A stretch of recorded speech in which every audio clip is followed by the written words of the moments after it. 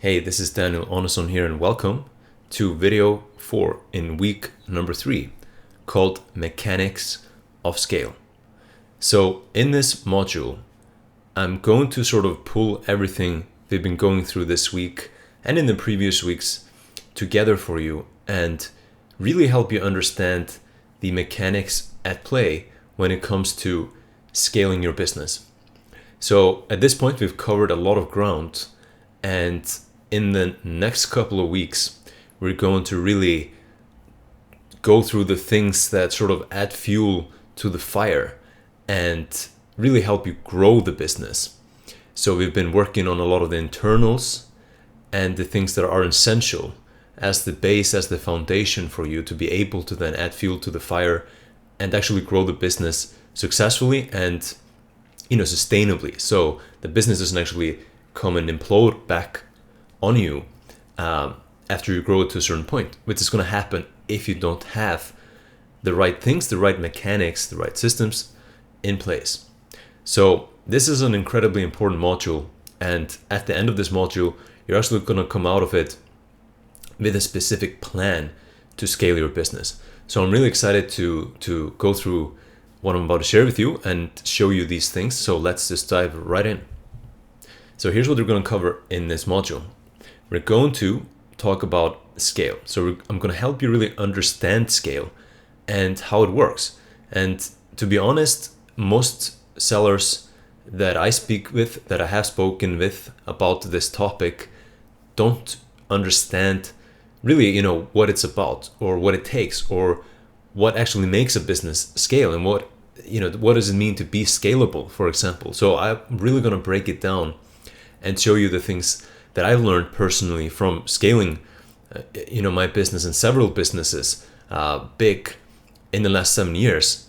And, my understanding of scale has just totally transformed. I know what I used to think about it when I got started compared to my understanding of it now. And it's, a night and day difference. So I'm going to help you sort of have, the same, vision or perspective of scale here in this module, and I'm going to really break down the things that I've learned about scale. So, you have a better understanding of what it actually means to scale a business and what it takes and how it all works. Then I'm going to show you some secrets of scale. So there's some secrets to scaling a business that most people aren't aware of. And I'm going to show you those things and what they are and how to make them work in your favor so you can scale your business faster and more successfully. Then we'll talk about economics of scale, and really like the data, the cash, the numbers element of scaling a business and how that actually impacts your ability to scale and really determines how quickly you can grow. And then finally, I'm going to show you how to plan for scale. So again, you're going to come out of this module with a specific plan to scale your business. So that's really exciting, and it's going to really help you basically move forward after this week and start specifically scaling your business according to a plan with a roadmap, and then with a lot of the armed with the strategies and the systems that I'm about to share with you for the rest or during the remaining weeks of this program. So hope this all makes sense. That's what this module is about, and let's proceed. So first part of this module is understanding scale. So again, I'm really gonna now break down the main things that I've learned when it comes to scaling a business, and really the theory, but also I'm really gonna help you understand how everything we've been talking about comes back now together and how it all ties in with each other and how it all works together to basically make your business scalable or not. So this should help add a lot of clarity to or for you when it comes to scaling and how to actually scale a business. And a lot of the things I'm about to share with you now, and we're going to talk about now here in this module, these are the very things that actually make a lot of entrepreneurs, a lot of sellers feel stuck, and they actually hit that ceiling, hit that limit, and they don't really know how to move the business forward. It's like something happens and it just won't budge. So I'm really going to show you how to break that ceiling and what actually happens, and how you can, flip that equation around so that you basically become like an unstoppable train, right? You're going through the tracks, and you're gaining momentum, and basically your business becomes rather unstoppable. It's this powerful stuff. So first thing is this quote by John D. Rockefeller. I think he's considered like the second richest person in history if you look at the relative wealth that he had at the time when he was alive. Well, he said this: don't be afraid to give up the good to go for the great. And that's really what this is about now. You might have a good business that you're happy with, but if you're truly relentless, like if you're truly hungry for success, which you should be, and you shouldn't be afraid or ashamed to be, if you want to be very successful and you want to grow a big business, you need to accept and embrace that side of yourself, right? So if that's the case, if you are truly relentless and you want bigger things, then you can't be afraid to give up the good. So you might have a good business right now, and that's great, but you can't settle. If you settle on that and you're happy with that, what's going to happen is that, you're going to have that business, but then really what's going to happen is that that's going to decline, because you always need to be moving forward. You always need to be seeking growth for things to really grow, and either things are growing or they're really moving backwards. There's no real stagnation. You're not going to have a business that stays at the same place forever if you don't do anything, or you're not moving it forward and evolving, right? So really it's about giving up maybe a good situation and taking some risks, because you want not just a good situation or a good business, you want a great situation and a great business. So that's what this is about. Now, the great thing about our business model is that it's got a lot of leverage, and therefore it's inherently scalable. So selling private label products on Amazon, especially FBA, one of the reasons so many people have been successful with this model is that it is actually an incredibly good model. Like, as a business model, of course there's pros and cons to everything, but this is one of the most powerful models out there for building a business, at least online, because of its design. So by nature, there's a lot of elements that make it scalable. There's a lot of leverage. For example, with FBA, Amazon, ships the products, takes care of the refunds, all that for you. So you can scale really as big as possible, or as you want, without that becoming like a strain or something that weighs you down that you need to take care of. You don't have to build the facilities, the processes, and all of that to do that, right? That's something you can do scale at will, because Amazon does it for you, and they're obviously bigger than you're probably going to grow your brand ever, right? So their capacity isn't an issue. And there's more things, like another leverage point that's huge is actually selling on Amazon. So actually having access to the volume and having that sort of organic traction and momentum built up for you, where you get into a better and better position if you do it right, and you have more and more traffic and more sales, and there's a lot of leverage within the model. And the bigger the orders you place, the lower your costs can be, and there's a lot of great things that are working in our favor. And if you really just look at the model itself, there's no reason you can't run a massive business with this model, and there's a lot of people that do, because it's possible. It's not some pipe dream, or there's nothing really broken there, versus if you look at certain other business model, let's say a service-based business, that can be way harder to scale, because it's inherently sort of flawed. So like, the more you do, like the bigger you scale, the more customers you have, the worse everything sort of becomes by nature. If you're serving people one-on-one, for example, it can be hard to really scale that with like a service type business. So this model is very scalable, and that is great for us.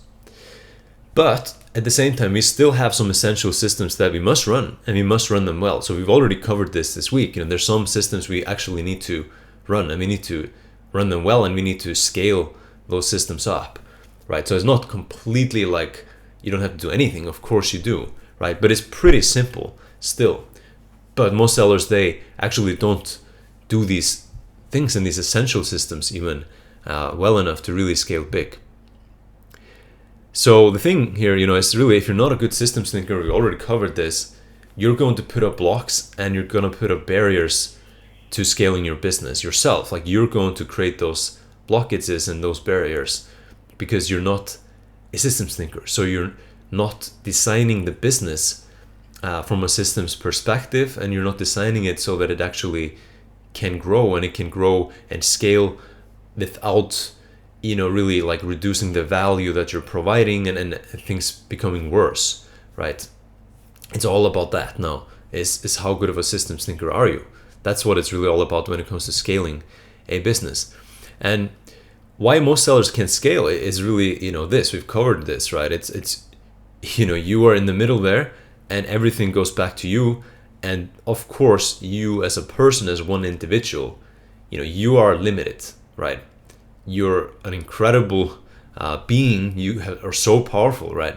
But at the same time, you are human and you are limited. Like, your time and energy can only do so much. So if you design your business like this, it can never scale past a certain point. And we've already talked about this. This is the number one reason most sellers can't scale. And this is not a good systems design. This is like a very linear, siloed approach, and it's going to break. It's going to overwhelm you, and you're most likely going to burn out, and your business is going to shrink again, or you're going to, sell the business or give up, right?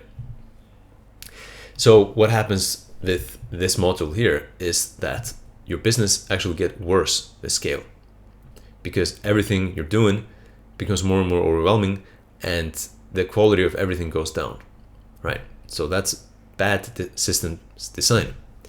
Now, the decentralized model is really what you must put in place, right? So you must put in place a system where, it can scale. You're not going to be a limitation. You can add in more dots. You can add in more dots in the middle between things, and you can break things down like this and really like, set up smart systems. You can set up automation. You can set up other people that can take care of certain things and manage certain things.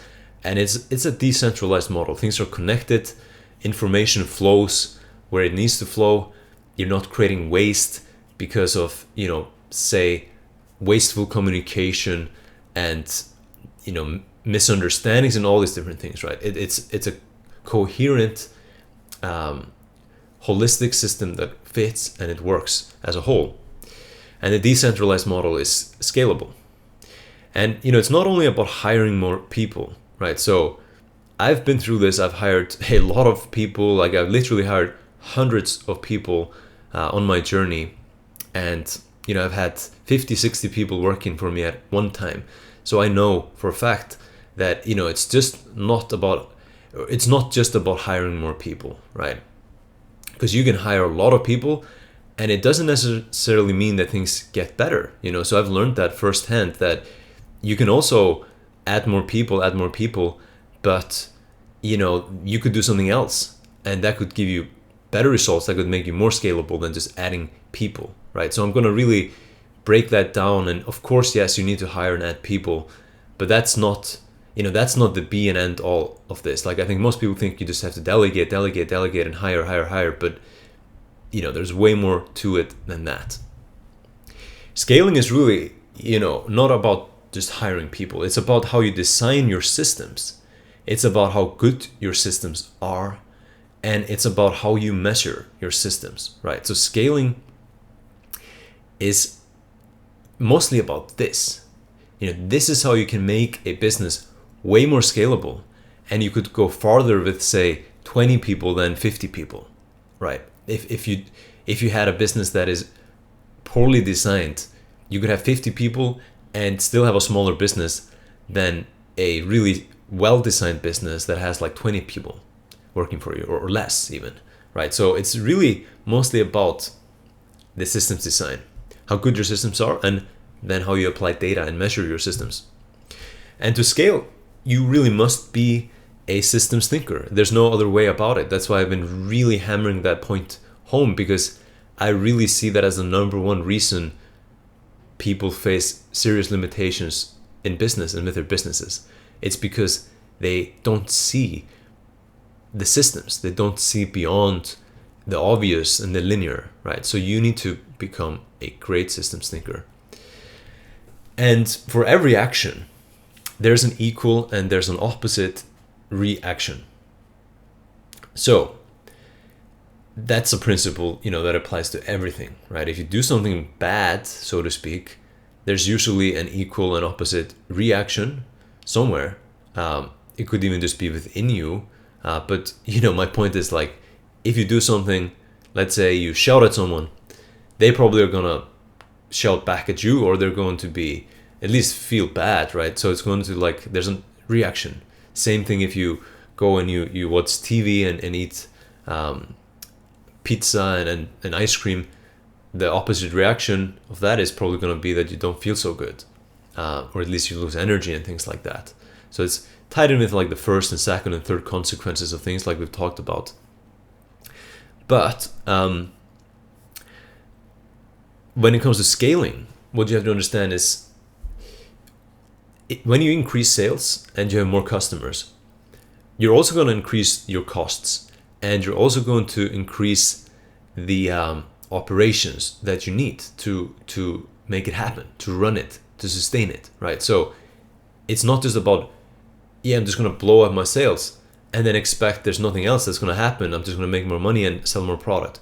No, the thing is, that's going to cause, the opposite reaction of that is strain. There's more demand. There's more pressure on the business, right? It's, there's more that needs to get done, right? So there's more costs. There's more of a need for operations, that kind of thing. And this is something most people don't really understand, I think. And what really happens is, when you have more customers, you also tend to have more problems, because business in a large part is just about solving problems and providing solutions. That's really what it's sort of about, and that's how you create value. And inherently with business, the bigger the volumes, the more customers you have, like, the more problems you have or are likely to have, like, more things can break on you. So the bigger you go, the tighter the ship really needs to be. It's just like, you're applying pressure, and how much pressure can you apply without the system breaking, right? That's really the question. But the cool thing is that we can actually flip this relationship into our favor. So we can have more customers, and yes, we're going to have more problems, but we can make it so that it becomes disproportionate. So proportionately, for more customers, we have less problems. So it's like, we might have 100 customers and 10 problems, but then if we grow 10x to like 1,000 customers, we're not going to grow the problems 10x. We're not going to have 100 problems.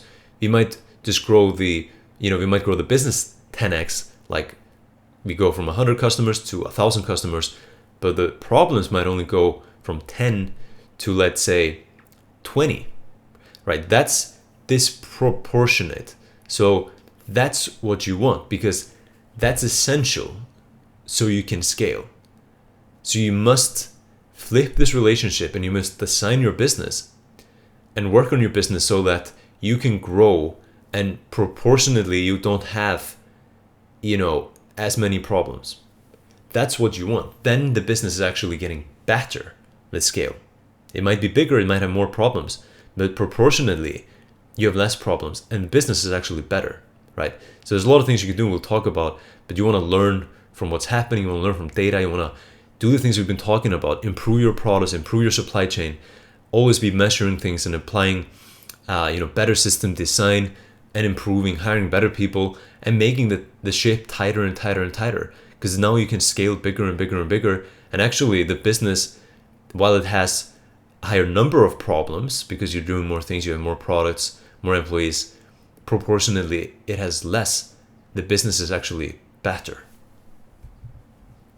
So again, this is how it works. This is what I just said with the those numbers. I'll give you a clearer example. So like, let's say you added or you add 10,000 new customers to your business, and you add 10 new products and you add 10 new employees. Now you might have like 1,000 new problems, right? As an example, just showing you numbers here. This is not a formula to actually use. This is just an hypothetical example to illustrate what I mean.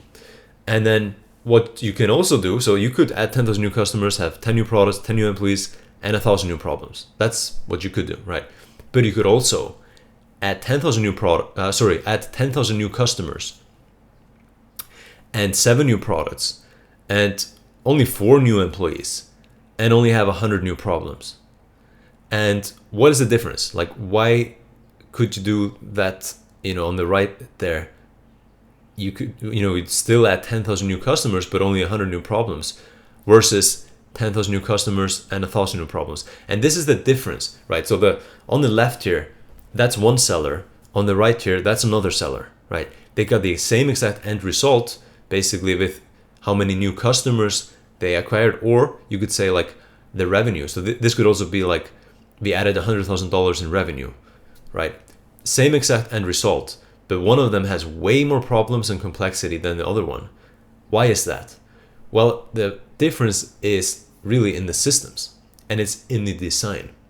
So with better systems, you could make it to 10,000 new customers with less products, right? If you have a better strategy, you have chosen your products better, you're able to expand sales on them more with better systems like advertising. And you could have way less employees because your systems are smart and they create leverage. And you have things like, let's say, an online FAQ, you have smart inserts to prevent, tickets. You have a great, advertising system so that one person can run a lot of things and do a lot of damage, so to speak. All these things, right? You hire A players, you hire people that produce 10x the output of someone else. This is 100%, by the way, the case. I'll show you how to hire like the A players that literally produce 10x more than an average employee. So this stuff makes all the difference. This is how you can scale a business successfully and faster than your competition. It's all about having less problems and less strain and making that relationship disproportionate, right? So you grow, but overall the business is getting better because proportionally you have less issues, problems, strain, that kind of thing. And whatever you do, and I've seen this, I've done this, you must not scale problems.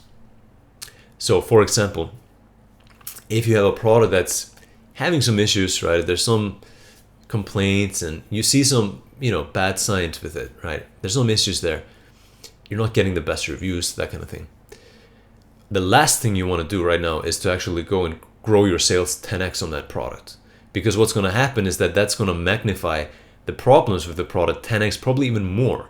You're more likely to then have serious issues and cause a lot of problems and damage for you, and it could implode on you. So you might grow it 10x, but then it just all comes crumbling down eventually. So you cannot scale a problem up. Like, that is the worst thing to do. So before you went and 10x the sales on that product, you would have to fix those problems, tighten the systems, like in your production. In that case, if the product has quality issues, maybe you have to redefine the product a bit, the strategy, but also, really implement strong things in your supply chain to prevent those quality issues, figure them out. Maybe you need to switch the supplier. You need to fix the problems before you scale that thing up. Or if not, you're just scaling problems, and that's obviously not what you want to do. And this is the thing that you must avoid at all costs. Like, this is the worst thing of all that you can do. And that is really to have, or I guess, a scale of business where the relationship that's, going on in the business is that the more customers you have, the worse everything gets. Like, the lower the value. So what I mean is, let's say you're doing, 25,000 a month, right? And in sales, and you're sort of like running a centralized model. You're in the middle, you're managing things, and it's sort of all depending on you, and do some things, and it's kind of scrappy, but it's all right, right? Now, everything is fine. People are happy, pretty good. But now you grow to 100,000 a month. And then what happens in this case is that you're overwhelmed, you're responding late to tickets, you might not be managing your production as well, so you have more quality issues. Maybe you skip on a final inspection because you just don't have the time and capacity to do it. You're late, your inventory planning is off, everything starts to break, and you literally offer less value. Like your business is offering less value to your customers. And the more you grow, the worse this gets. Like the lower the value, right? The worse everything becomes. And that cannot scale.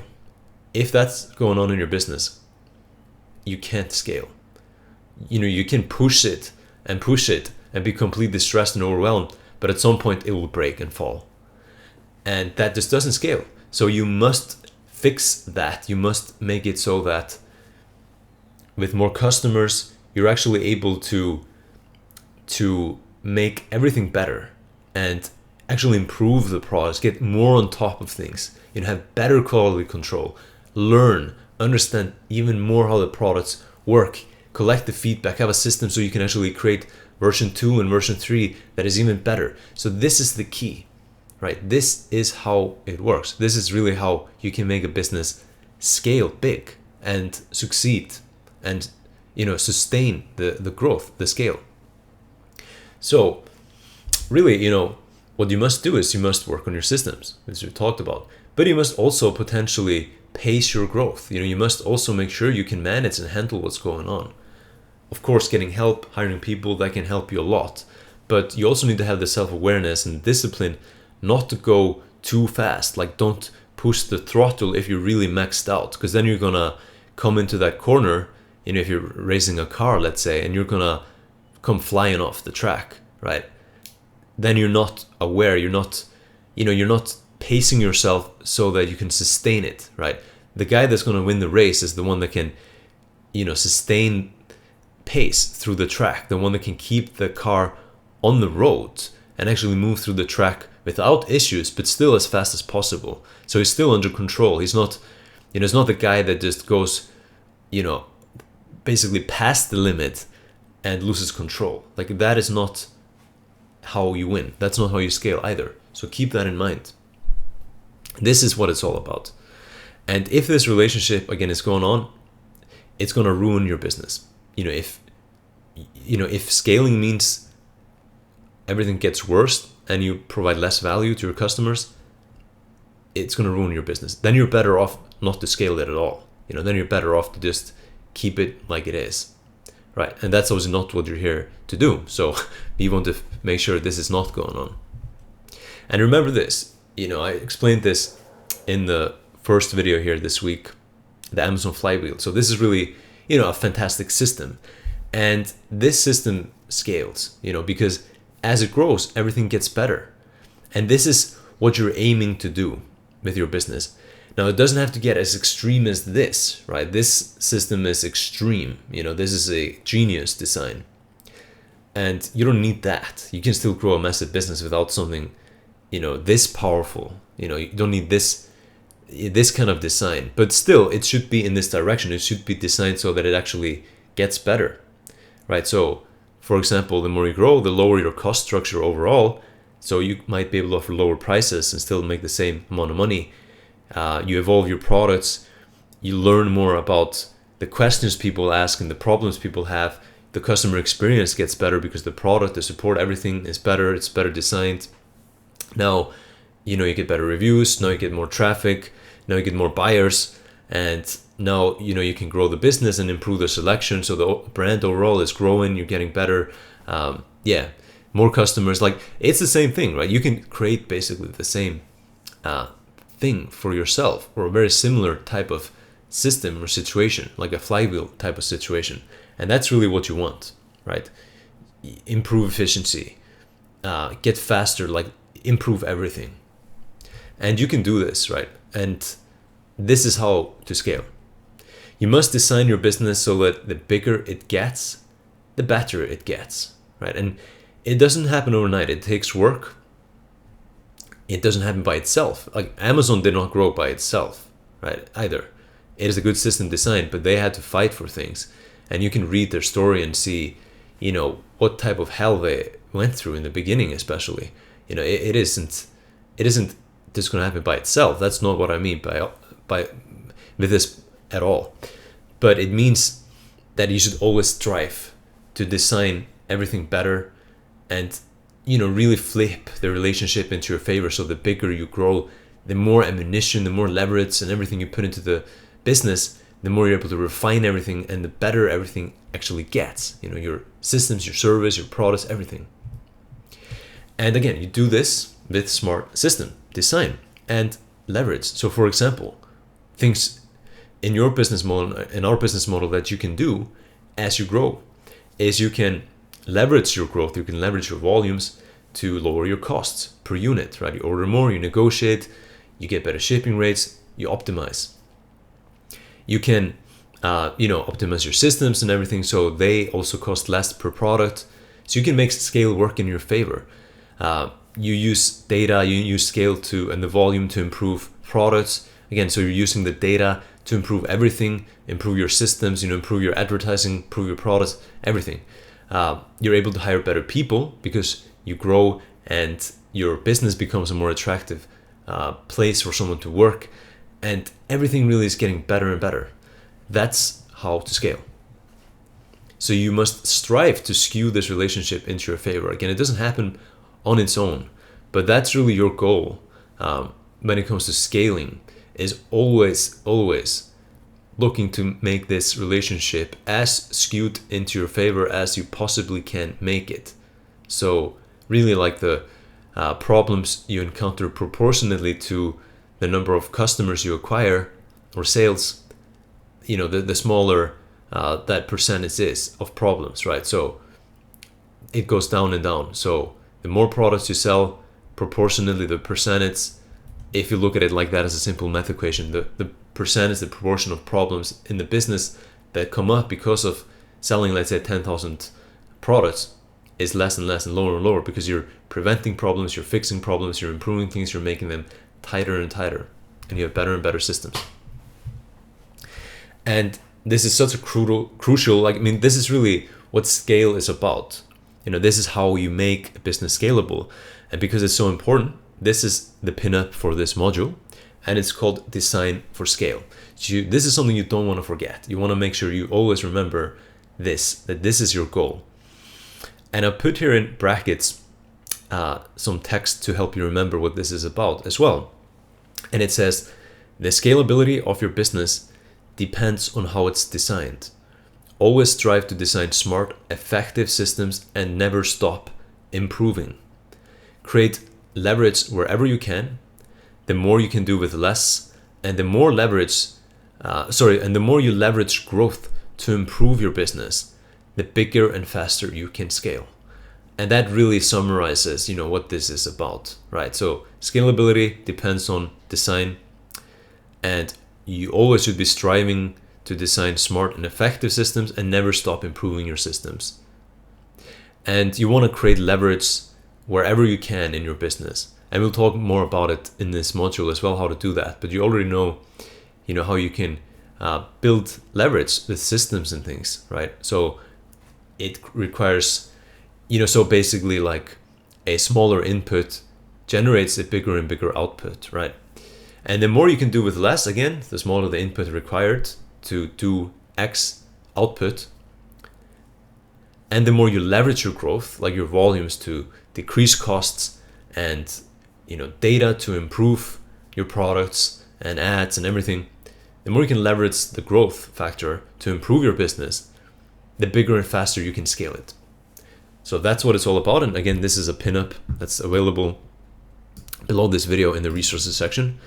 It's a PDF you can save and open up and print and pin up on your wall. Highly recommend you do that if you want to scale your business. So you remember this relationship and you remember these things right here. You remember that this is what it's about when it comes to scaling and building and designing a scalable business. So that's really how scaling works. And So those things that I've just mentioned here, these are really this is the essence of scaling. Like what really, of course, you generate sales and things like that, right? You have to grow from that perspective as well. But this is really like the systems perspective, and really like how to design something that can actually scale. Because if the design is off, if it fundamentally isn't scalable, it isn't gonna scale. No matter how much you kick and scream and fight it, it's not gonna happen, right? That's why this stuff must be done right. Like you must understand these things and you must get them right. And then all of a sudden the floodgates of scale open up, and you'll be amazed at what happens and how quickly you can actually scale a business up, because everything is working in your favor and it's designed so that is sort of the default thing that happens with it. And really it's like pushing a stationary train off the ground. So you must also understand that scaling a business, it's not easy in the beginning. It does require a lot of effort and time and energy and focus. And it's like pushing a stationary train. You need to expand some energy. You need to put your muscles, your strength into it and really push for it to start moving. But then what happens is that it can go exponential. And what really determines how exponential this business goes and how fast this train starts to actually move, and when does it become basically unstoppable, what really determines that part of the equation is the design, is the system's design. Think about Amazon, how they became so freaking huge. I mean, exponential growth on a massive scale. That would not happen if the system wasn't designed to scale. Like if the system fundamentally couldn't scale, like this would never ever happen. But because it is so scalable and it's so clever, and really it's just everything works so that it grows, because the more it grows, the bigger it gets, the better everything gets. That's when this happens. It's just like a snowball, and it takes some time and energy to push it off the ground, but then it just goes whew, and you're just like, whoa, damn, what's going on? Like that is the best feeling in the world when you get to that point. That is exciting, and that's what you can achieve. And yeah, but again, you have to design it right. So that's what happens. Because if you design it poorly, if it's a linear model, even this straight linear line here on this graph isn't actually what happens. It's more like it's linear and then it goes like straight and then it goes down, right? So it's not like, oh, linear or exponential. It's actually like exponential or limit is hit, right? So I hope this makes crystal clear sense by now. So exponential growth can only happen through good system design. I know I'm saying that a lot, but I really want you to understand this. It's so fundamental. You must drill this into your mind, tattoo this on your brain, because if you have bad systems design, if the business isn't designed for scale, it will not scale past a certain point. And if you scale it, you're going to, start to cry eventually, because it's going to be painful and it's going to be stressful and it's going to be overwhelming. So exponential growth can only happen through good system design and by leveraging the volume and the growth and the data you acquire in your favor to make everything better and improve. And that's when you really become dangerous. That's when your size becomes an asset, and it enables you to really like crush the competition, and especially like anyone that's smaller than you really doesn't stand a chance. The final thing I want to mention here when it comes to understanding scale is that basically your decision in business is fundamentally at the strategic level to compete or to create. So this goes back to the strategic framework, right? It goes back to the product strategy. You can decide to compete head on with others, or you can decide to create. Maybe you compete head on with others a bit, that's fine, like a little bit, or to a certain extent. But really, like, you can also decide to create, generate value, improve things. And that's the side of the equation, like that's the side of the coin that can scale, really. Like the competing head on, harder to scale. You can still scale and grow, but when you create, that's when you can have the exponential effect really come into play, and things just take off, and you can grow and scale much faster and much bigger. And another quote by John D. Rockefeller is, if you want to succeed, you should strike out on new paths rather than travel the worn paths of accepted success. And that's exactly what this is about. Compete or create. Copy others, be a me too, or be different, be smart, and be unique, and add and generate and create new value. That's how you really succeed. Now let's talk about some secrets of scale. So now I'm going to explain certain things that really are some, I call them secrets because I think most sellers aren't aware of these things, but these things really are things that can separate you, like they can take you way farther than the competition. Basically, it enables you to scale faster and better than them. So let's dive in on those things. So first thing, even if you manage to sell like crazy, you must be able to manufacture enough products without quality issues. You must manage orders and shipments efficiently, not run out of inventory, use your cash well, service your customers, better and better, etc. So we've already mentioned this, but you must understand that even if you manage to sell like crazy, you must still be able to do these things. If not, you're going to implode. You're going to fall back down. It's not going to work. And capacity and capability. That's what scalability is all about. Does your business have the capacity to grow? Does it have the actual capacity to grow? And will your business systems, the infrastructure, and the team be able to accommodate growth? You need those things to grow. You cannot grow, or you can only grow a certain amount without those things. You're just going to hit a ceiling. You're going to hit a ceiling, you're going to burn yourself out. And in this business model, because it's inherently scalable, you can get surprisingly far as like the center of your centralized model, and like the person that really does everything, or at least has a centralized model, and you delegate certain tasks to people, right? You can get surprisingly far because the business model that we're in is so fundamentally, like, it's a good design. It is scalable, but that's there's still a limit there. And if growth causes you to stumble because of confusion, orders falling through the cracks, insufficient employees, miscommunication happening, not enough manufacturing capacity, you're not going to be able to sustain and scale your growth, right? That is just a fact.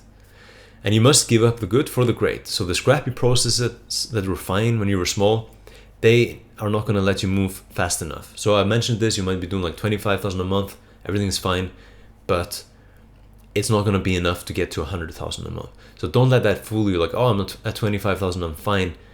I'm just going to grow to 100K and everything's going to be the same. It's not. You need to actually change before you get to 100K so that you don't have an issue and you don't hit a ceiling and you can actually get there. So basically it's almost like in reverse a bit. You come in and you tinker with things and you design things and you switch things around, improve things, and then you come and unleash, like the flame on the fire, and whew, now things grow fast and it's fine. And it's because you've lifted that ceiling by designing things and in a different way and improving things. You just raise the ceiling on what you can actually achieve. And then when you do and you pull a trigger on it, you push it, you add the pressure, you have the room to grow and everything is fine and you're scalable. So, what will happen is if you still rely on the scrappy processes, you'll either be putting out fires or desperately trying to keep your head above water. And all of that is really stressful, right? And it's just not going to work. So even if things are good, you must understand that you must be willing to actually give them up. And you might think, oh, I don't need to change anything, everything is fine. But yeah, actually, if you want to grow, you need to change them now before you unleash the fire and you actually try to grow. Because if you try to grow with this design, it's not going to work. It's going to hit a ceiling. It's going to make the business worse, and you're probably going to come back down to this point. And what it really takes to scale a business, so scaling a business means setting the stage to enable and support growth in your company, right? That is what I mean. It means having the ability to grow without being hampered on the way.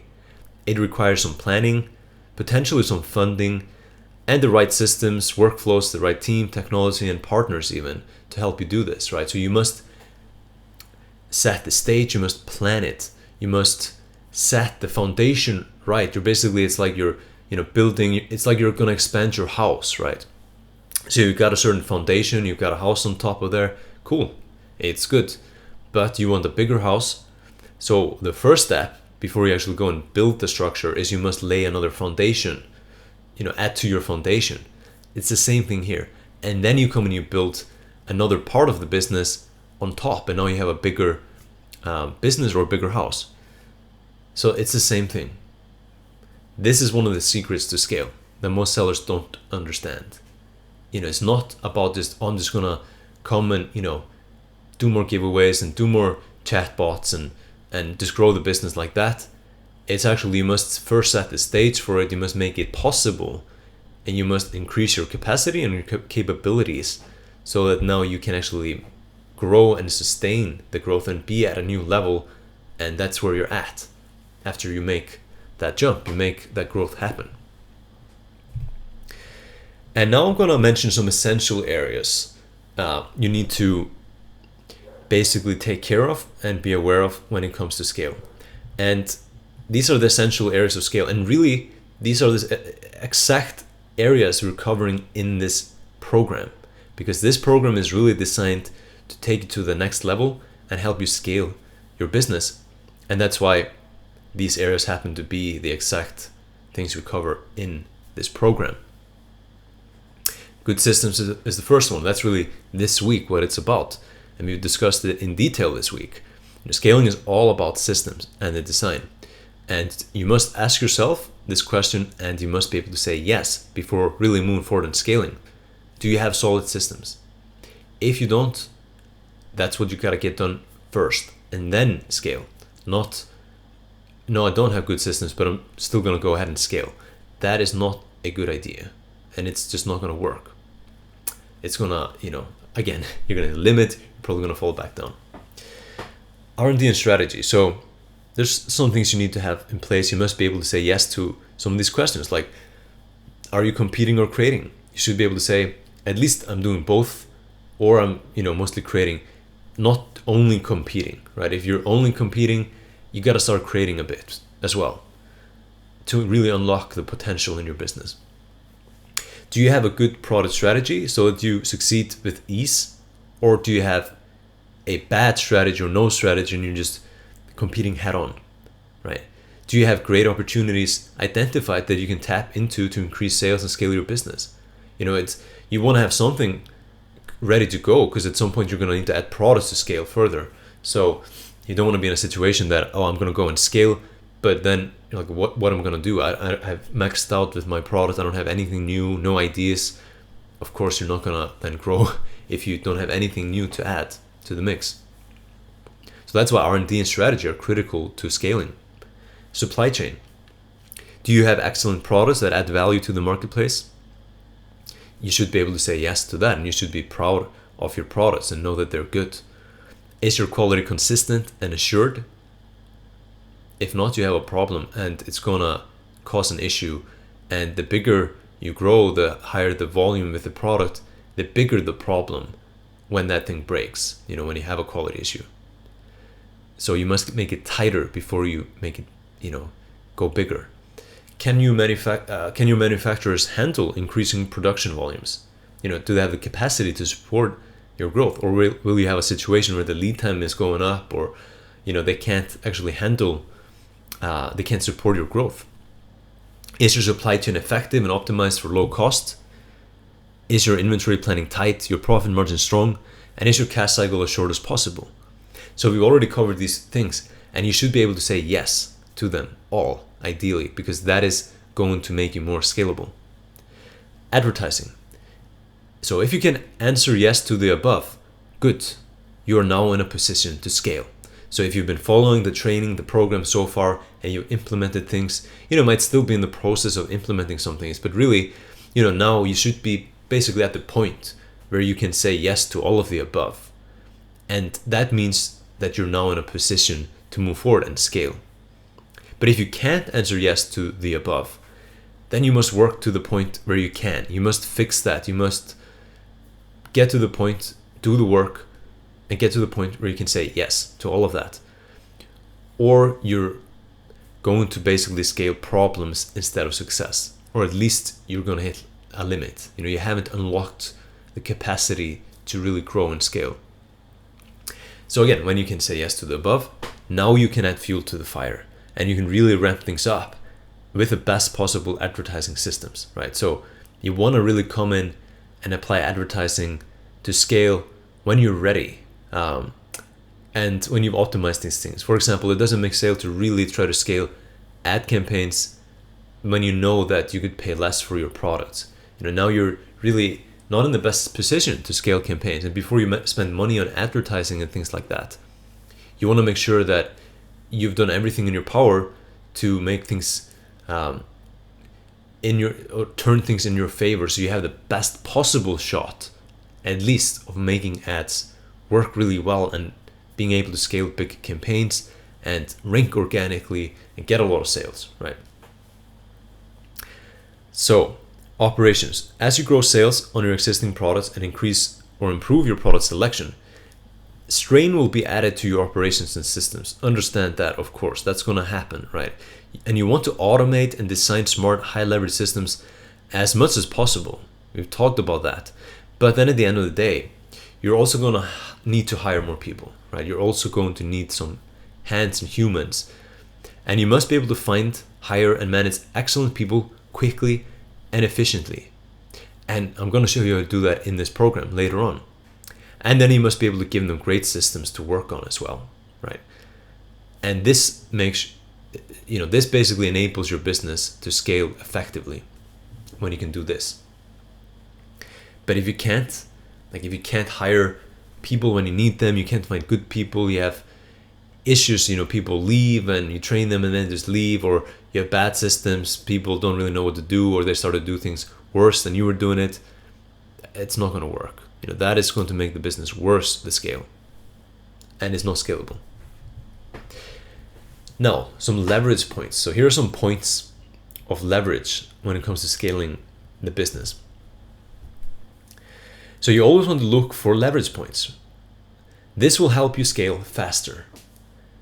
If you can find leverage, that's like the ultimate thing for scale. Leverage is like the scaling a business is his best friend. So if you're wanting to scale a business, your best friend is leverage. That's my point. So you want to always look for leverage points. It basically means, I can pull this lever and things go high, or go fast, right? So it might be like you're pulling a leverage, but nothing happens because you have no leverage. So you're pulling the lever and just rocking it back and forth, and nothing is happening. That's like no leverage. But if you can pull that thing and there's a massive effect with just like a small pull, boom, you've got a lot of leverage. That's what you want. That's how you can scale fast. So here's a couple of important points. Technology and automation. So technology makes it easier and less expensive to scale a business. You can gain huge economies of scale and more throughput in the business with less labor if you invest wisely in technology and automation. Same goes really with better systems design. Now you can do more with less, right? It's smaller input, higher output. So for example, if you have some technology or automation in place or a really smart system, now you can basically pay less, spend less time, things like that, and get the same output or more output. And with this being said though, technology must make our systems better, not worse. So there's a flip side to technology and automation, because I think, people often understand this concept. But the problem is that a lot of entrepreneurs, a lot of sellers, they will put in technology and automation that actually makes everything worse, that actually isn't good enough. You can't do that. You can't automate or add technology into something and then it's not good enough. Like for example, with inventory planning, if you I'm not saying you can't have automation or technology that can do inventory planning well enough for you. I'm not saying that at all. I'm just saying that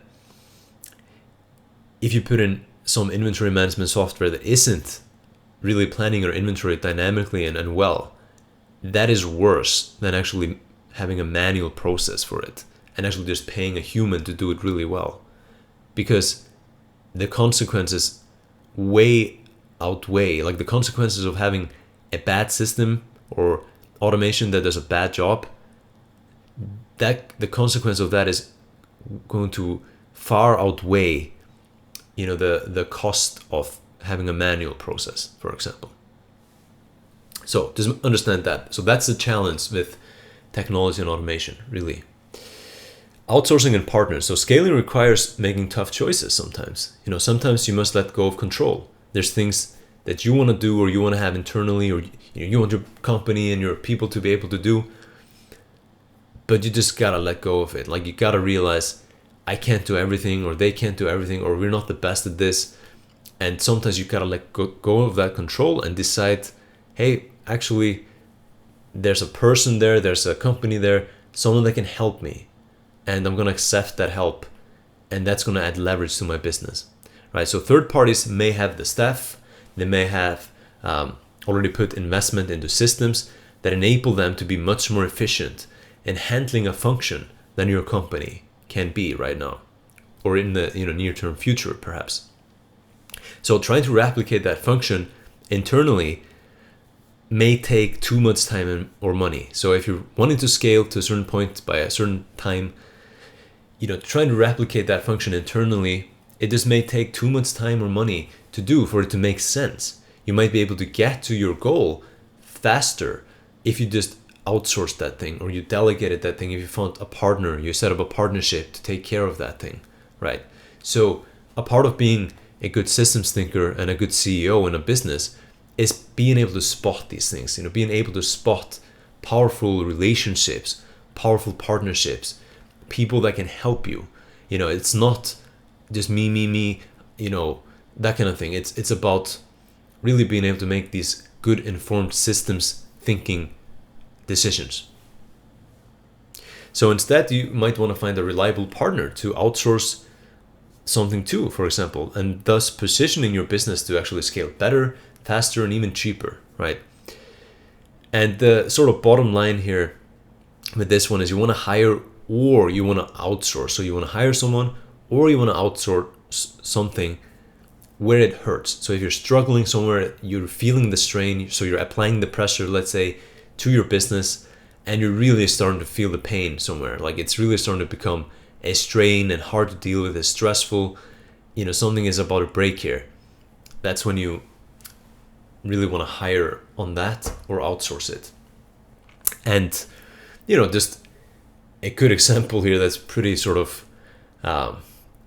outrageous, it's so extreme, is contract manufacturing, right? So that's a partnership, your supplier, it's, it goes into this bracket, like outsourcing and partnerships. So having a manufacturer make your product in China, partnership, that's going to enable you to grow and scale your business faster than if you were to say, I'm going to build my own factory for this thing. That is an extreme example, but it is a great example of what I mean. That's a leverage point. Also using Amazon FBA. These are the things that actually make the business scalable. Management. So as your company grows, you need managers. You won't be able to oversee everything. That's a fact. Keyword is decentralized, right? So you must go decentralized, and you need managers and management to help you run the business. Communication and transparency. So we will discuss operations in more detail in the program. But remember, if your systems don't work together, if they create silos, which in turn multiply communication and management problems as your company grows, right? That is not scalable. So if you are centralized you're creating silos. The company isn't transparent. One person can't see another thing, and everyone is, basically running around blind.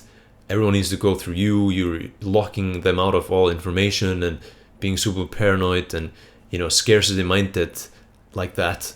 That does not going to scale well. And we have an entire section dedicated to operations because it's so important in the program. Money. So last but not least is cash. And I'm going to discuss this more in detail here in the next section in this video, because money is a leverage point as well, and a massive one at that. So that's what we're going to discuss now. Economics of scale. So we've already talked about cash in detail in the program and how important it really is. It's like the blood in your veins, right? It's the thing that flows through the system, and without it, really, you or your business is gonna die. You must have adequate supply of cash running through your veins.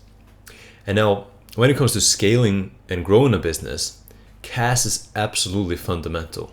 That is really the main thing, perhaps, that's going to limit the speed at which you can grow, right? So I'm going to use a bit of a weird analogy here, maybe, but just think about a baby, right?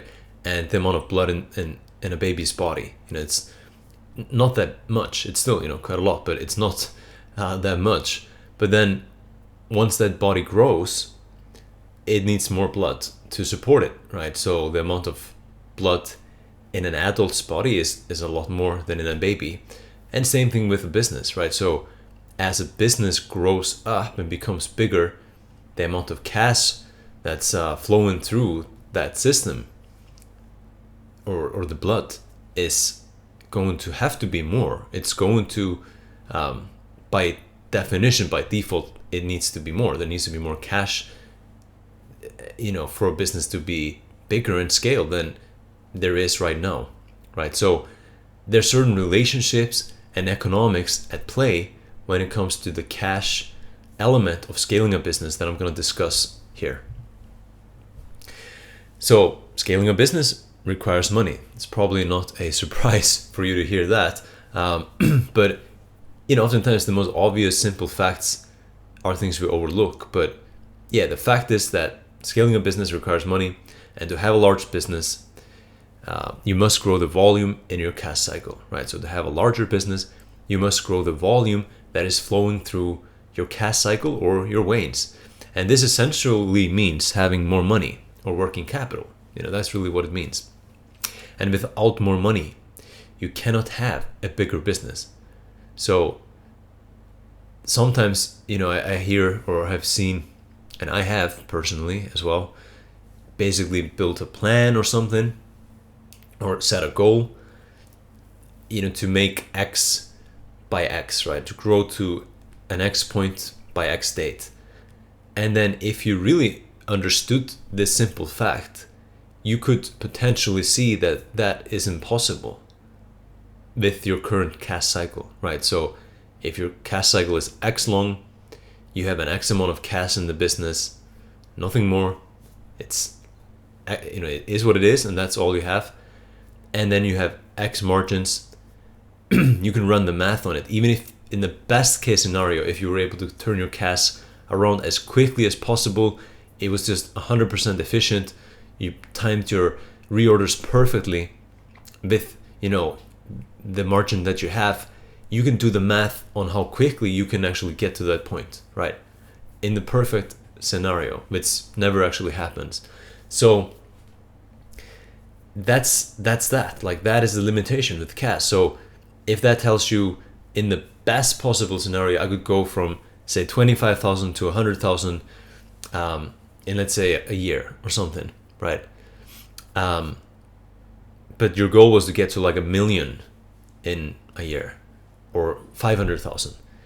Now the truth here is that, yeah, okay, cool. So you want to get to 500,000 in 1 year from now, per month, and you're at 25,000 now. You have, this much cash available.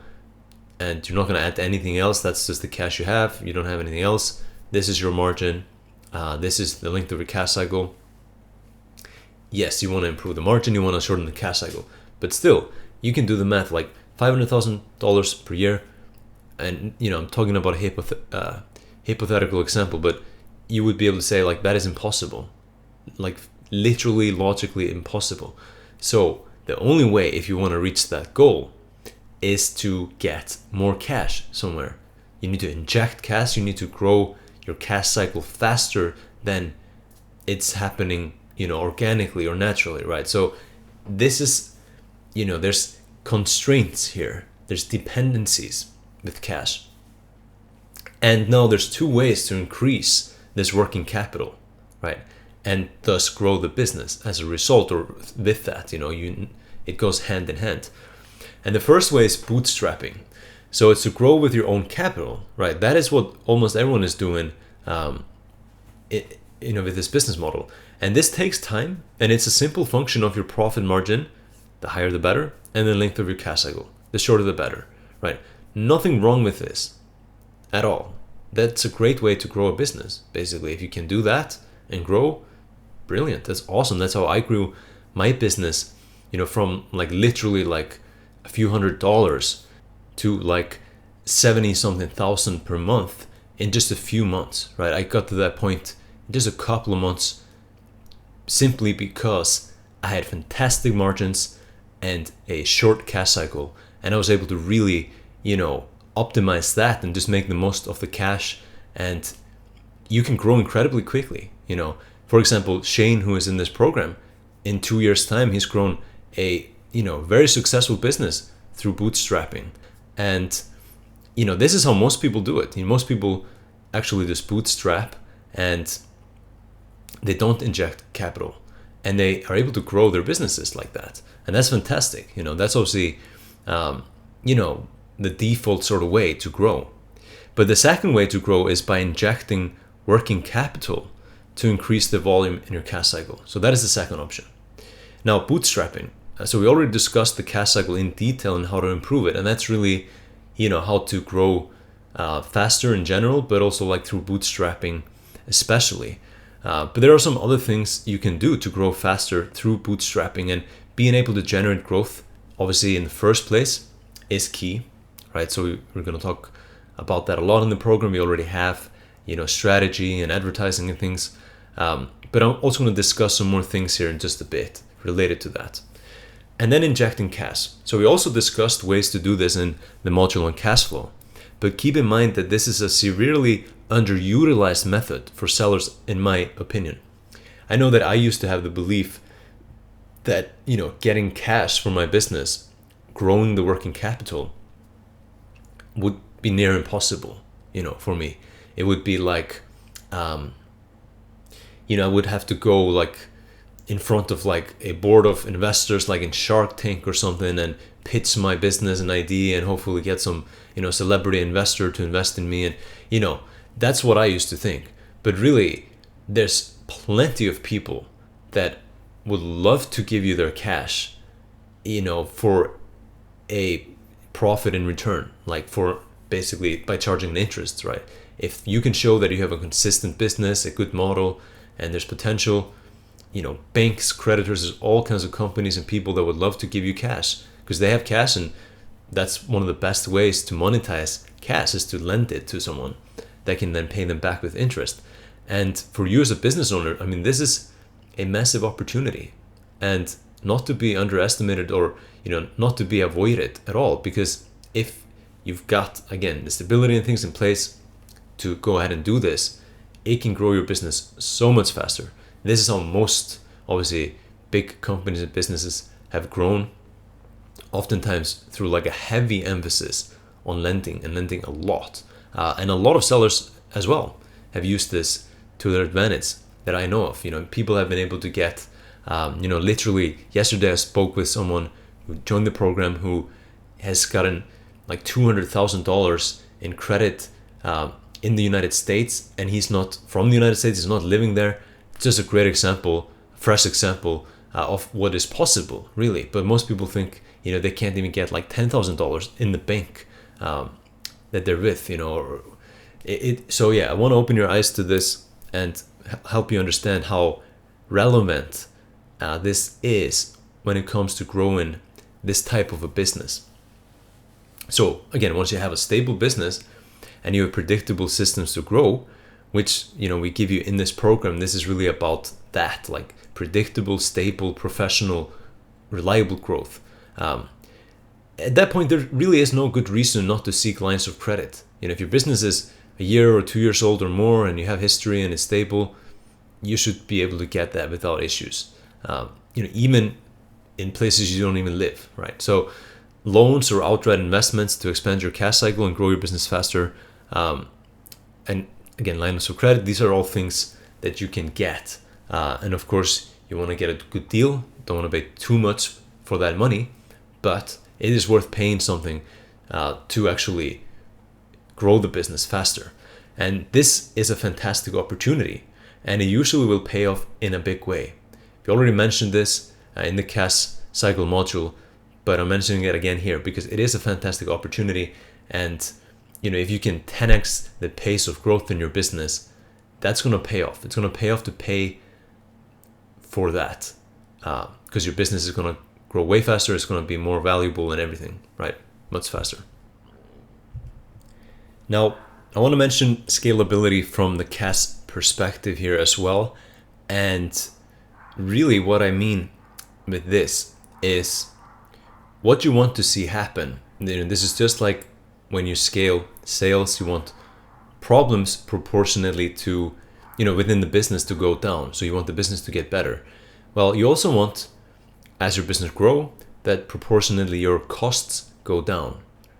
That makes the business more scalable from a cash perspective. So for example, you order bigger volumes or bigger quantities each time of your products, and this enables you to negotiate and have lower costs per unit, right? So then you're growing, and that's leading to lower costs proportionately, right? Of course, your costs go up and your revenues at the same time, but proportionately, so really like your profitability, your profit margin, ideally will actually improve as you grow the business. That is how the business can really improve and get better with growth. Now, this is not always easier or doesn't happen overnight. Sometimes it doesn't really happen, but you want to strive for this in either case, in any way. And it is very doable. With this business model, there's no reason really, if you run a tight operation, that this cannot happen. I'm not saying it is always going to happen for everyone or every business, but there's certain things you can make more efficient, and you can pay less with more volume. And you want to seek this relationship as much as possible, so you can grow while proportionally reducing the costs in your business. That's going to make your business stronger, healthier, better, and again, more profitable with growth. So that makes the business really scalable from the cash perspective. The inverse relationship where, proportionately your costs go up with growth and your profitability gets lower and lower, that is, you can still scale that way, but it's sort of counteracting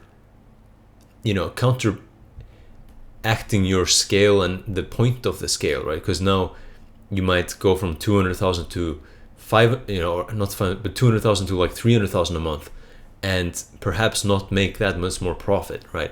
And that is not ideal. Like, that is obviously not what you want. You would like it to be like that you're making disproportionately more profit when you go from, let's say, 200 to 300,000 a month. So remember, this can only happen with smart systems design, with leverage and consistent improvements. So if you want this relationship, just like with the, more sales, less problems relationship, you want to have more growth, lower costs proportionally. You want that relationship to be the case for you.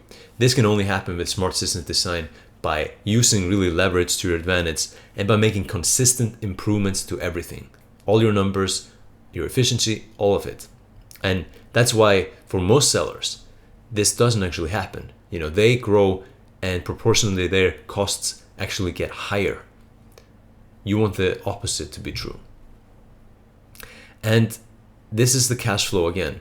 Remember this diagram. This is how the blood is moving through the veins of the business.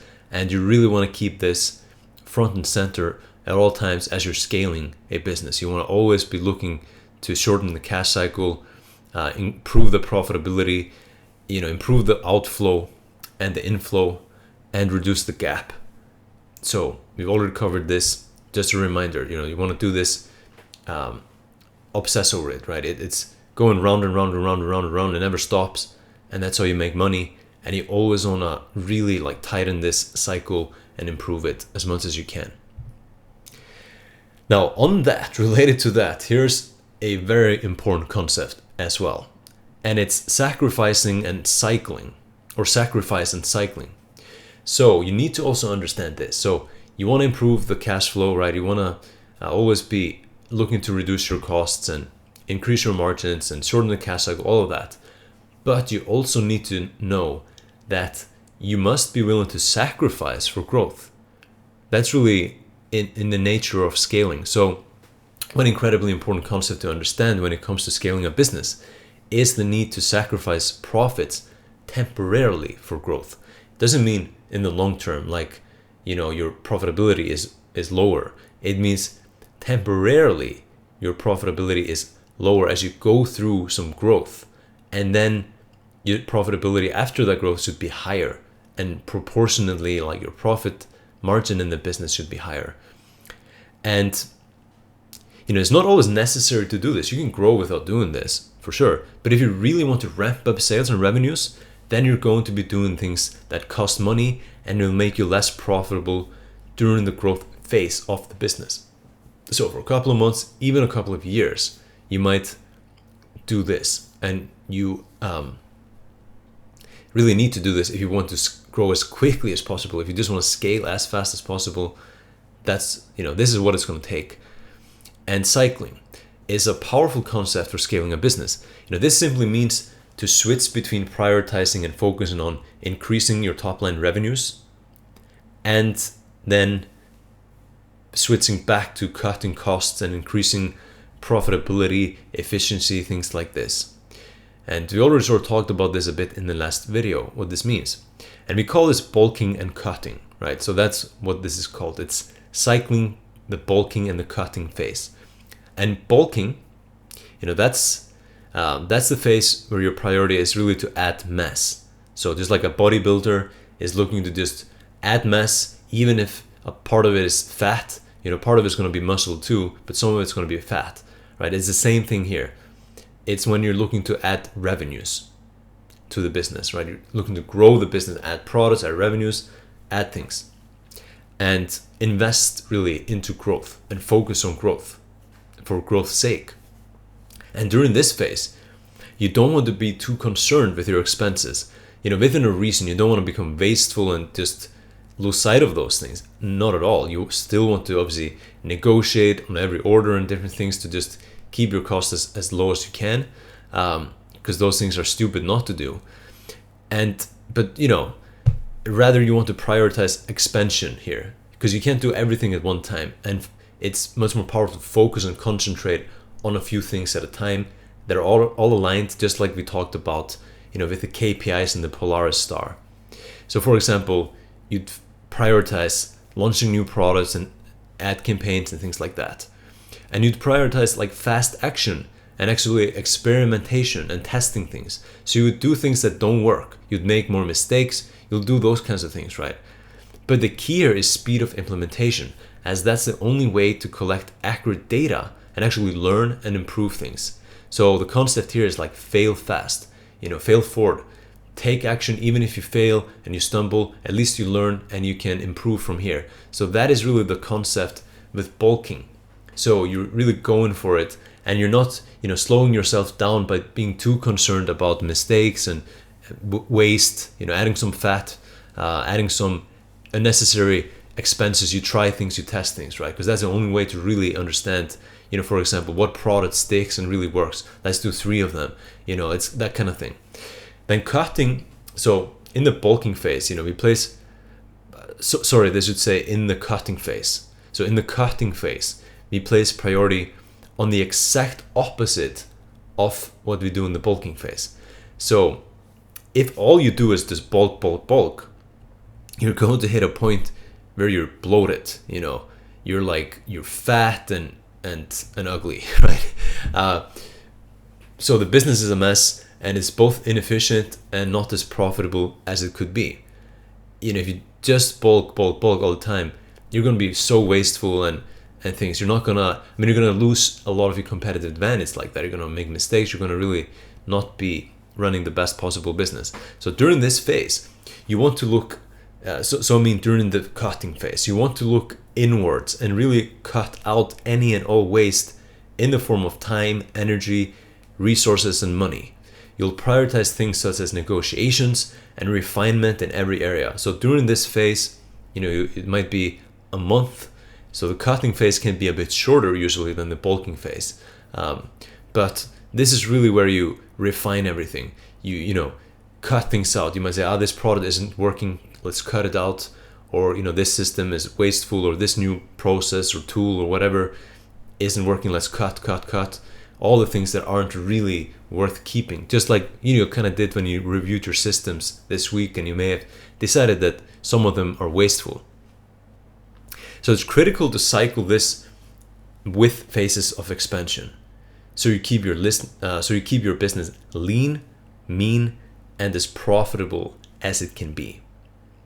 And this will make you much more competitive and successful as a business, right? So the key is both. If you just bulk, you're going to get bloated, inefficient, wasteful, and you're missing out. You're going to lose competitive advantage, different things. But if you just cut, then you're not going to grow as fast. You're going to be too obsessed over like the details and the refinement, and you're not going to take chances. You're not going to take risks. You're not going to move boldly and fast enough, right? So we need both. And this is one of the most powerful, amazing, incredible concepts in the universe and life that I've discovered. It's so powerful when you understand this.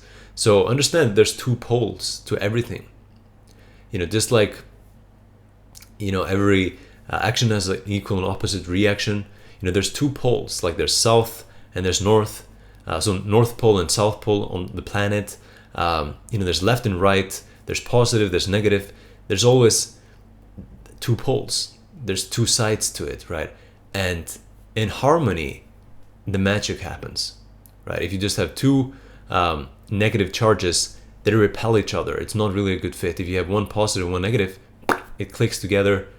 It's powerful. It's useful, that kind of thing, right? So that's the way it works with this as well. You need both the bulking and the cutting, right? And keep this in mind with everything you do, right? You need to take risks, you need to expand, let's say ad campaigns, and maybe burn some money in the process, and then cut and refine it. But you can't be too much on the cutting side and not dare to actually try to expand them, because then you're not gonna grow, right? So you need both. And this is powerful. So what you want to do is you want to really ask yourself, are you more prone to bulking or cutting the business?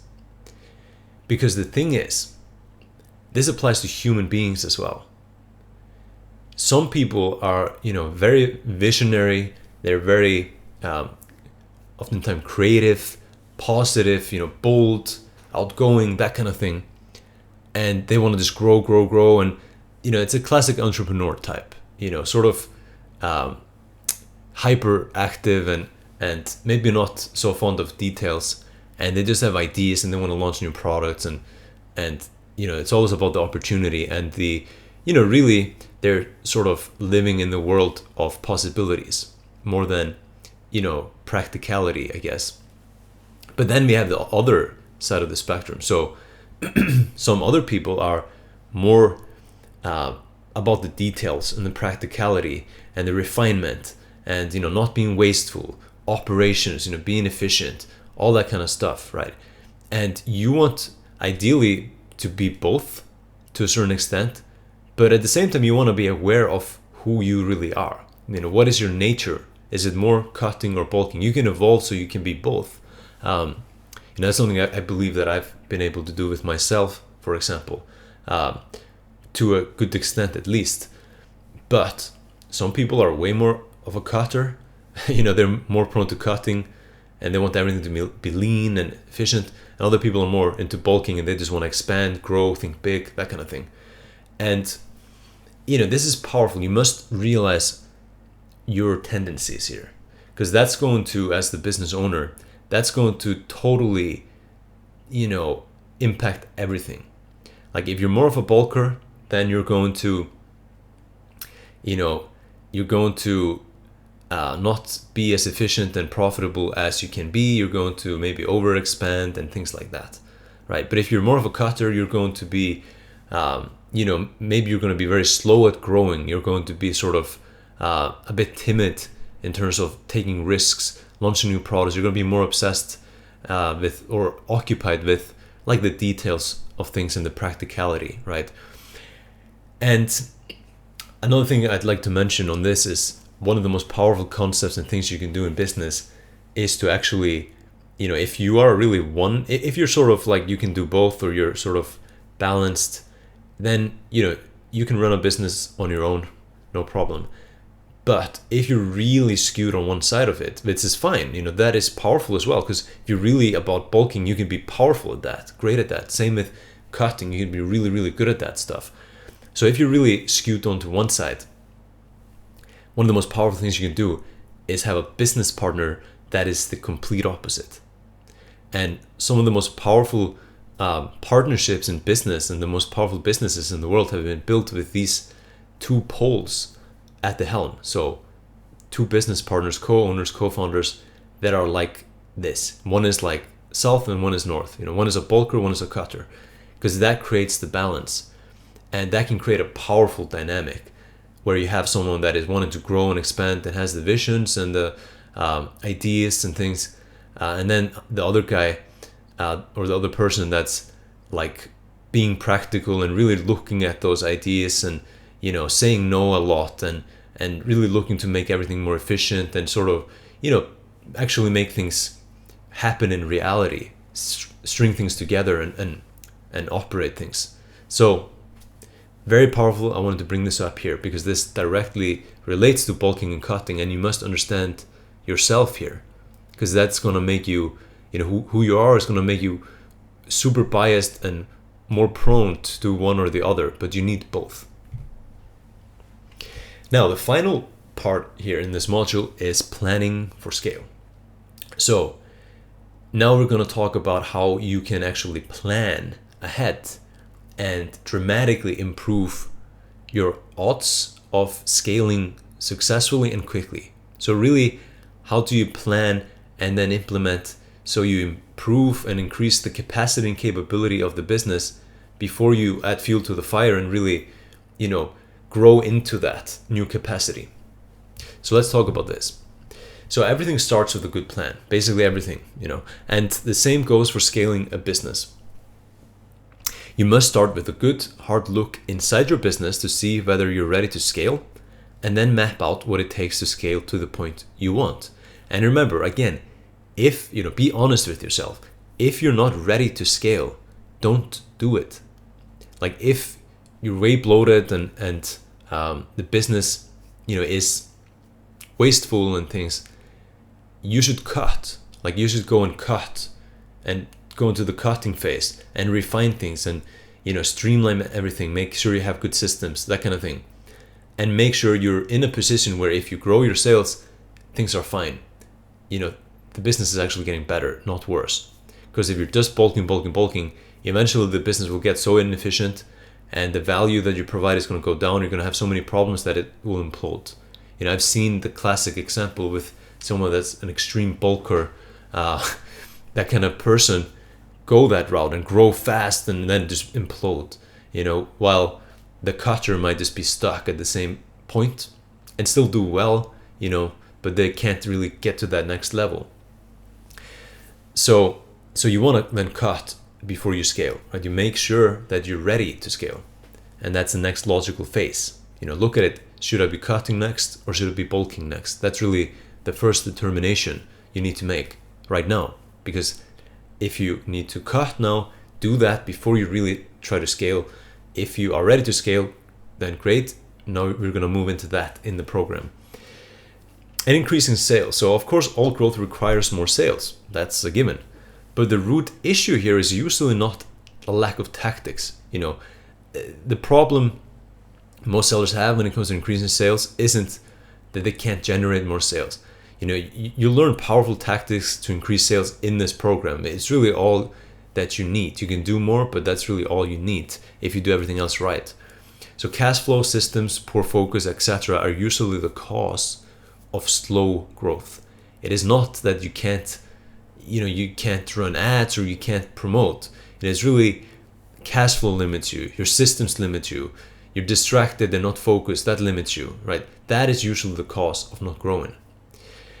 And capacity and capability. So assume your orders doubled or tripled overnight. Do you have the people and systems to handle those new orders without failing or falling back down on yourself, like going back to the same level you were at before? Think about that. If everything doubled or tripled, what would happen? What would it look like if that happened? Would you be in trouble? Would you be stressed and overwhelmed and things would be breaking? You couldn't handle it, or would it be fine? And be honest. Project costs. So look at every item on your current profit and loss statement to see how it might be impacted as you grow. Try to think about that. Like, how is this number gonna be impacted? Is it going to grow? Is it going to decrease? Probably it's all going to grow, right? If you grow, but proportionately, is it higher or lower? What happens to the net margin if you grow? Is it higher or lower? So expenses will go up, and you have to anticipate where and how. How are they going to go? Where are they going to go up? And then most importantly, you want to find ways to lower costs proportionately with scale. So you want to look at that and think, how can we make this not increase as much? For example, if it's an expense, how can we make this actually cost less at a higher volume if possible? Could we invest into something different than we're doing right now to make this number, not go up as we grow? So try to think of everything. It's easier said than done, but you'll need to do some hard thinking and research to come up with a solid plan and proper profit and loss estimates. You want to literally look at your profit and loss statement and map these numbers out, project them. Say you're thinking, I'm going to grow from 25,000 a month to 100,000 a month. What is going to happen to every single number here? And really be honest and project it as accurately as possible. You want to know what it's going to look like in detail. But so yeah, it's going to take hard thinking and research and work, but doing this will make your plan better and ultimately will pay off big time, because you will be able to scale much faster and more successfully when you go ahead and implement these things and focus on bulking and growth. Then you're going to be in a much better position if you've planned it out. And I'm going to provide you with this planning for scale worksheet now. So this is a worksheet to really prepare and plan for scaling your business.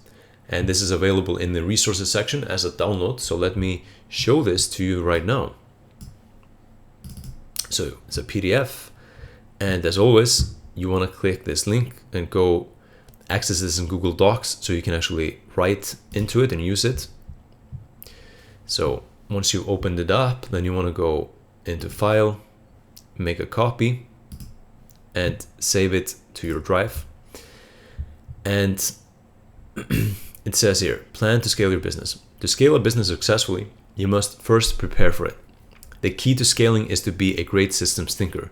You must understand the current situation of your business and how higher volumes are going to place greater strain on certain areas. By understanding constraints and the interdependencies, you can plan ahead and understand what it's going to take to scale successfully. Right, so that's what we're doing here. And I've simply provided you with some great questions to go through, because the key to good solutions and clear thinking is great questions. So number one, what is your current monthly revenue? And what is the immediate monthly revenue target you have for your business? And exactly when do do you want to reach it? So you want to define, you want to write down your current revenue, and then what is your immediate, so next monthly revenue target. Don't write what you want to do in 5 years from now. Set like an immediate target that could be 3, 6 months, even a year out, but not more than that. Ideally about 90 days out. That's a good sort of immediate target, maybe 6 months, depending on what you need to do. Do you need to launch new products and things, or just grow existing sales and existing products? And then define exactly a date, like, say like December 14th, 2000, whatever that the year is that you want to hit this target, right? Exactly the date. That's important. Number 2, how many units do you have to sell every month to reach your target? How many more units do you have to sell, and what is the required growth percentage wise? So you want to, estimate. Of course, it can't be 100% accurate, but roughly like how many units would you have to sell to have this revenue, and how many more units than now do you have to sell to make it happen? What is the increase, and what is the growth in percentage? Like, are you looking to grow 50% or 25%? What is it? Write it and define it. And then 3, by now you should be clear on the current systems, team, and structure of your business, because you've mapped that already in Trello. Then now you want to map out where and how much strain would be added to the different departments/systems in your business if you were already at your revenue target. So now you want to imagine, you want to think ahead and really spend time on this. This is important stuff. Like, this is really like one of the most important things you can do for your business if you want to grow and scale it. So you want to make sure you take action here. This is really the biggest value for you, is to do these things. So now imagine that. Imagine you were doing the goal, right? Let's say it's 100,000 a month. What would that look like? Based on the current situation, let's say you're doing 25,000 a month.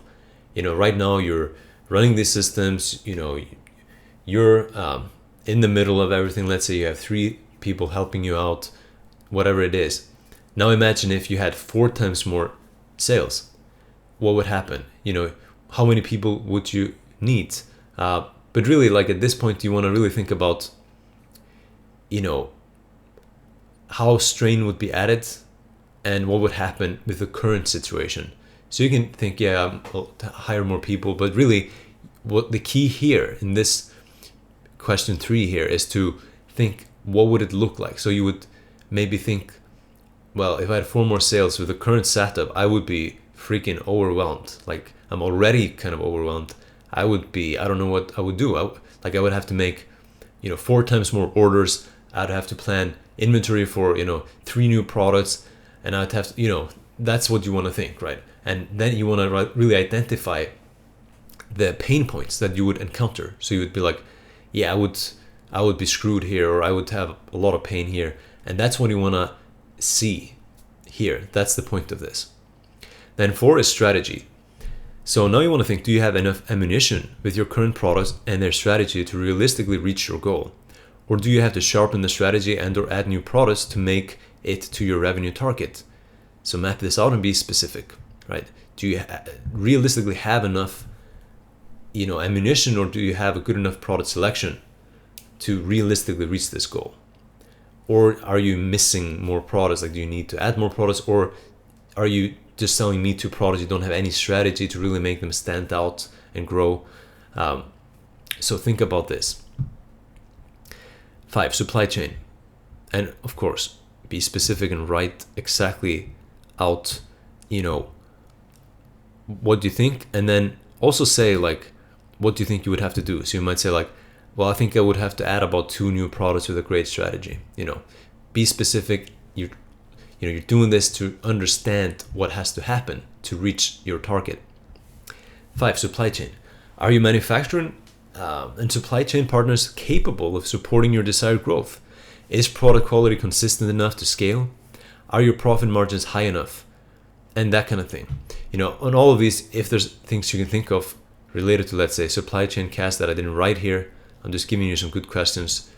Of course, you can add that in. But really, you want to map it out and be specific and be honest. Do you have what it takes to get there right now? 6, cash. So is your cash flow good enough to support your growth? How does your current cash cycle, including your margins, potentially limit the pace of your growth? What is a realistic time frame to reach your revenue target with your current cash flow situation? We've talked about this, you can literally run the math with your margins, with the length of your cash cycle and the cash in your business. Realistically, like how long does it take in the best scenario to reach your target? And then from there you can understand, do you need to access more working capital to reach your revenue goal by your desired date? So you want to understand these things, right? So if you're wanting to hit this target by this point, is it realistic, or do you need to go and seek a capital injection if you want to make it happen? So really think about this and map it out and be specific. 7 is systems. So are your systems effective, well-defined, and clearly measured with data? So I'm not going to read all of these. You can do that as you answer the question. But really, we talk about systems, we talk about sales, operations, costs, and you really want to read these in detail and answer all these questions and break it down. So here you're going to figure out, are you decentralized or not? Or are you the bottleneck? Are you missing systems? Do you have what it takes to carry you to your revenue target? Sales, how much do you need to actually increase your sales? Map out a realistic sales plan based on your current products. Like what would have to happen, and how much would you have to increase sales, and would you have to add new variations or new products to realistically make enough sales? Operations, do you have the team necessary? Do you have managers? Could you maybe add in leverage and partners or automation to help you scale? And then costs, with all of the above in mind, how much would your costs go up in total in each area of your business? So you probably want to run this math on a spreadsheet with your finance sheet, whatever, finance sheet or tracking. You might even work with your accountant on this specifically, but you want to project the numbers when you grow. What would happen to your net profitability? You want to get as clear on all these things as you possibly can. And then you want to map out, what you could do to improve it. And you always want to be thinking about these things. Like this is the work of a CEO right here. 11, improving with scale. So what can you do to improve your business as it grows? Can you use data and feedback to improve your product and strategy? Well, yes, you can, but put it in here. You want to think about that. Can you build systems that get better with scale? For example, FAQ sections and self-service support. Can you leverage your growth to hire better people? Can you leverage your increased volumes to decrease your costs per unit and increase your profit margins? Map this all out. Be specific. And then finally, 12, now it's time to really map out the plan. So all these questions have basically helped you extract exactly what needs to happen. So at this point, if you answered all the questions, you want to extract the main components from the questions above. So you want to go and look at them. You may have written out a lot of stuff, but you want to then go and extract the main bits, main components that you, basically discovered or uncovered here, and map out a plan for scaling your business. So now you want to map out exactly specify your revenue target and set a specific date that you want to hit it by. So you might write that, here up top initially. And then you want to define exactly what you must do to realistically be able to generate this amount of revenue, right? So you can list your products and how much more you have to increase sales. Do you have to add products, and then roughly how many do you think, variations, and that kind of thing. You might say, well, I need to, generate more sales with ads, so I'm going to aim to do that. And then define exactly what you must do. Again, to realistically hit this amount of revenue and run the business successfully at an acceptable net profit margin. So look at that. What do you need to improve? Who do you need to hire? What systems are missing? Everything that is here. These are all the main components. So that's how this works. And you want to make sure you complete this before you move ahead and really, move forward in the program and start to scale and add fuel to the fire with ads and things, which we'll talk about next week. Once you've done this, you'll know what needs to happen, and you'll know what you might have to fix before you actually go and add strain and pressure on the business. So that should make sense, and I encourage you to actually pause the video right now and get this done. Now there's just one more thing, and that thing is you. So the harsh reality is that the biggest potential limitation on how big your business grows is you. Who you are at, let's say, 10K per month and at 100K per month is not going to be the same person. Just that's the way it works. You must evolve yourself. You're not going to be the same person at 6 figures and 7 figures. It's going to change who you are, and it's going to need you to change. Right now you basically have, what you've built. You might be growing and you might be doing great, but really, like, what you have is obviously a result of what you do. It's all cause and effect. So you really, to change what you do and improve what you do, you really need to change and improve. And scaling a business is uncomfortable. Scaling a business isn't like this walk in the park, all exciting and fun. It can be uncomfortable, it can be scary. And you're going to face problems. And, I'm going to do my best to make sure you know what the problems are and, help you prevent problems. But you're also going to face problems that, I can't anticipate and you can't anticipate. And scary situations are going to happen. Something with Amazon, different things are going to be scary. And it's going to really push your boundaries. You're going to feel like you're freaking out. You're going to feel nervous, like you can't sleep. You're going to want to pull your hair out. Like, it's going to test you. And it's going to put you out of your comfort zone for a while. That's how it works. Because you're not only applying pressure to the business, you're also applying certain pressure to yourself. And, that's a fact. But the thing is, this is exactly how you grow in your business. It is by expanding you and the business beyond the current situation, beyond the current comfort zone. So understand that this is a good thing. This is just a sign of growth, and you must learn to embrace it and love it. And treat yourself seriously. So you must work on improving yourself, your own habits, every day, and your thoughts all the time. Just as, if not more intensely than your business. Because you're the root of your business. Your business, it's really like a reflection of yourself. Most people that have a problem in their business, they think it's about the business. If they have a problem, they're struggling with something, they go and look at the business like there's something wrong with the business. But most of the time, I'll tell you honestly, the problem is actually you, and it's stemming from you.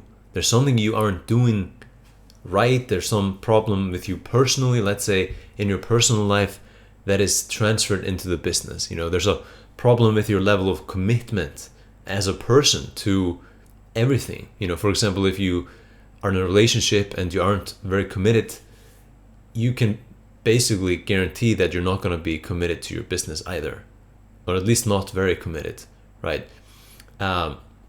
If you're all messy and disorganized in your personal life, your business is going to be messy and disorganized too. That's how it works. So it starts with you. If you have an issue with your business, always start by looking at yourself and see how this might simply be a reflection of you and a sign that you've got to change something about yourself, and then the business is going to change as well. Because you are the cause of a lot of things in your business, because you designed that thing, you created that thing, right? So if you want to have a different business or a better business, it comes back to the cause. And if you are the cause, you need to fix yourself. And then the effect is going to take care of itself and the business will improve. So again, you need to work on yourself just as intensely as your actual business. You've got to make sure you grow as well, and you're expanding and learning. So you want to read books, you want to push yourself daily and never stop. You want to attend seminars if they're good, and push yourself. You want to really do what you can to become better and expand your awareness, your capacity as a person to make things manifest in reality. And I've said this before, but you really have to learn to just love the pain and love the discomfort, like it, like a certain amount of pain and discomfort, because it's good. It's not like breaking your leg, right? That is not a good amount of pain and discomfort. Like, that is not what you want. But a certain amount of tension and stress and excitement and feeling afraid is good. And then finally, of course, focus. I've said this over and over again in this program, and I'll say it again. Focus. Nothing can add more power to your life than concentrating all of your energies on one target. Focus is also a habit. It's how you do everything. And that is how you win, right? So try to do one thing at a time always. Don't be distracted. Don't multitask. Don't be on your phone as you're having a conversation with someone. Be in the moment. Focus on one thing at a time. And that's then who you are. That's how you'll operate in everything. And this is a habit. And this is how you win. It's focus, really, at the end of the day. Just persistence and focus. Here's 2 brilliant books that are on my desk that I just took a picture of to show you.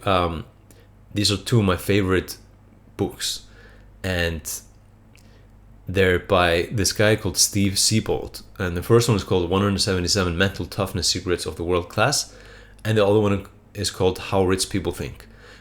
Both are extremely good and 2 of my favorite books. And I want to recommend these to you now to help you with, yourself. And the great thing is with these books is, you want to basically read and take action on them daily. So the way they're set up is that, like there's a concept or a lesson that's really short. It's like a page or 2 pages maximum. And after that concept is explained, there's usually a quote in there and things as well.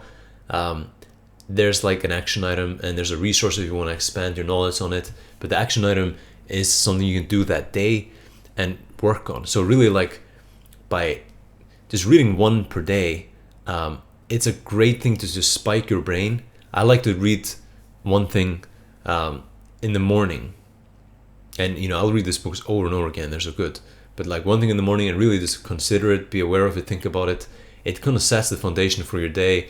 You're looking at excellence, you're thinking about excellence, and then you can practice that and implement that. So it's a great resource, these 2 books.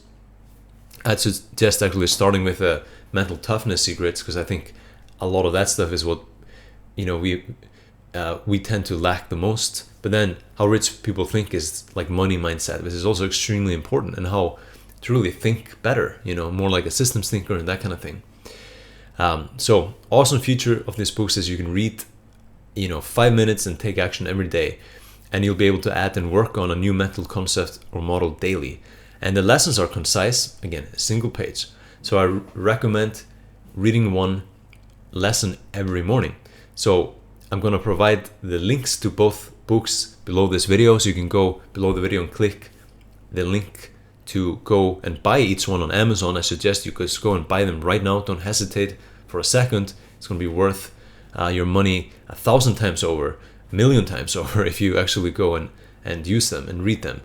Brilliant books. And what he's doing is really like comparing, like the average person to like the world-class person.